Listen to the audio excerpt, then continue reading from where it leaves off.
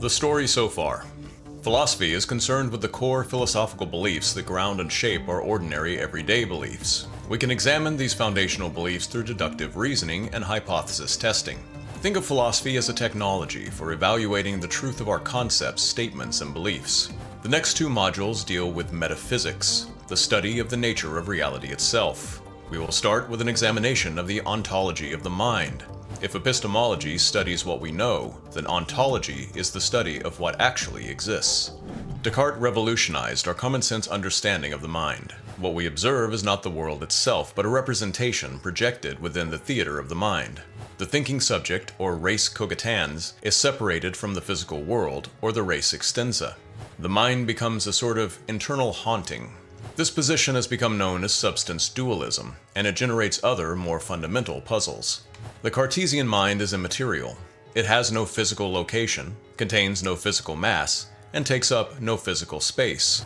So how can something with no location, mass, or volume make a difference in a world that is defined by location, mass, and volume? The Cartesian mind seems to lack any point of leverage to interact with the physical world. Mind and matter share nothing in common. They overlap nowhere. They are sealed off from one another at a basic ontological level. This is known as the mind-body problem, and it was first identified by Princess Elizabeth of Bohemia in personal correspondences with Descartes. Following this chain of logic to its natural conclusion, we arrive at a position known as Epiphenomenalism. As Paul Churchland explains, an epiphenomenon is something produced as a byproduct of something else. T.H. Huxley used the example of the steam whistle on a locomotive. The train is powered by the steam, while the whistle is produced as a secondary byproduct. The whistle accompanies the operation of the steam, but it doesn't do any of the actual work of making the train move. The Cartesian mind seems like a similar sort of epiphenomenon. It accompanies the operation of the brain and body, but it doesn't do any actual work. It's always a spectator, and never an actor. The firing neurons and the public behavior of bodies is where all the causal action happens. The mind, meanwhile, hovers around, a ceremonial administrator with no actual power or authority, just along for the ride. Dualism, in one form or another, has remained one of the most prominent theories of consciousness for 400 years. It is the default view of many religions, and has become so deeply embedded in our language and culture that it's difficult to speak about the mind without implicitly assuming it. Dualism has achieved the status of what Churchland calls folk psychology. It constitutes our ordinary common-sense view of the mind. Yet, the story it tells seems to forever sever the mind from the world. Dualism isn't the only conceptual framework available for understanding the mind. The most common alternative is some form of monism, where dualists see a world divided into two distinct but ontologically equal categories of being. Monists argue that everything that exists is fundamentally grounded in one substance. Typically, this is explained by some sort of process of reduction. One of Descartes' two categories, mind or matter, are shown to be explicable entirely in terms of the other. Among contemporary philosophers and neuroscientists, the dominant view by far is that the mental can be explained entirely in terms of the physical. Broadly, views of this type are referred to as physicalism. Physicalists believe that the world revealed to us through scientific investigation is the only world that exists. Talk about mental events, when it refers to anything at all, refers to the sorts of physical processes described by science. While there is broad consensus on this point, there is considerable disagreement regarding how the reduction of mind to matter actually works. Substance dualism remained mostly unquestioned until the mid-20th century. It became what Gilbert Ryle calls the official doctrine in the philosophy of mind.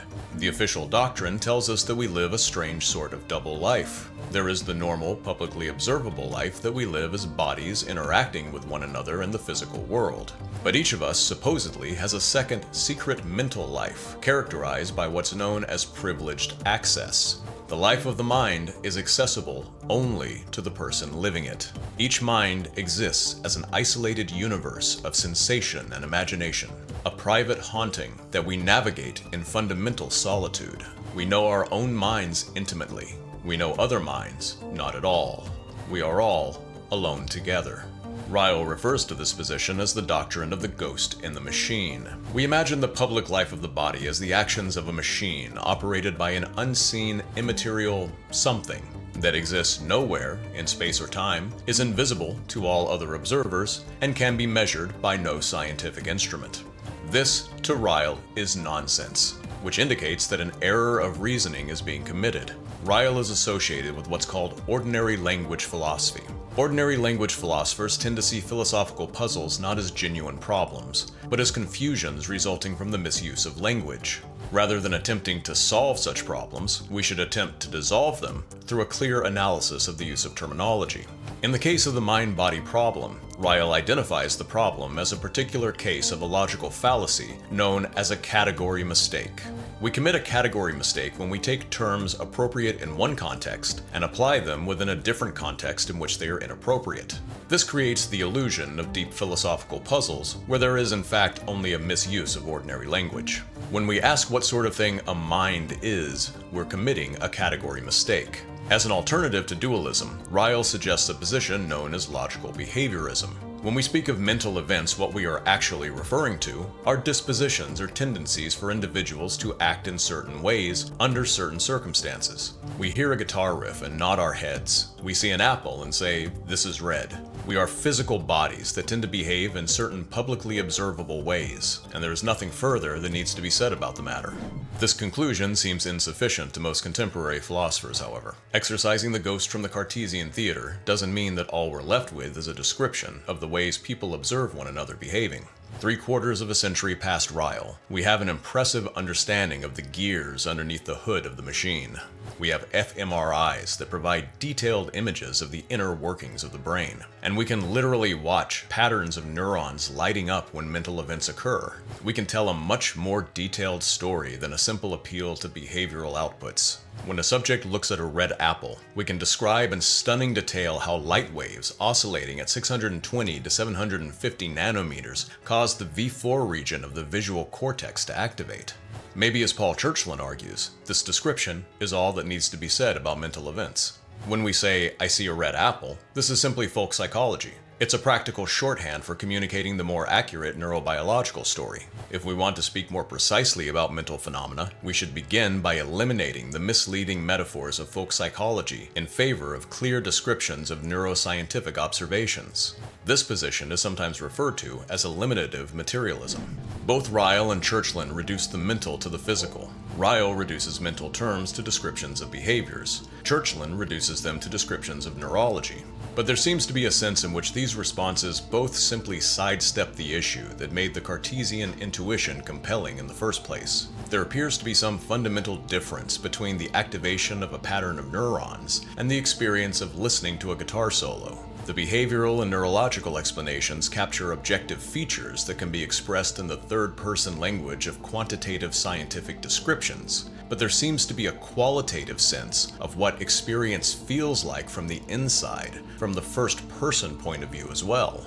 There is a way that the world shows up for us, what Wilfrid Sellars calls the manifest image, that seems different in an important and non-trivial way from the quantities and equations of the scientific image.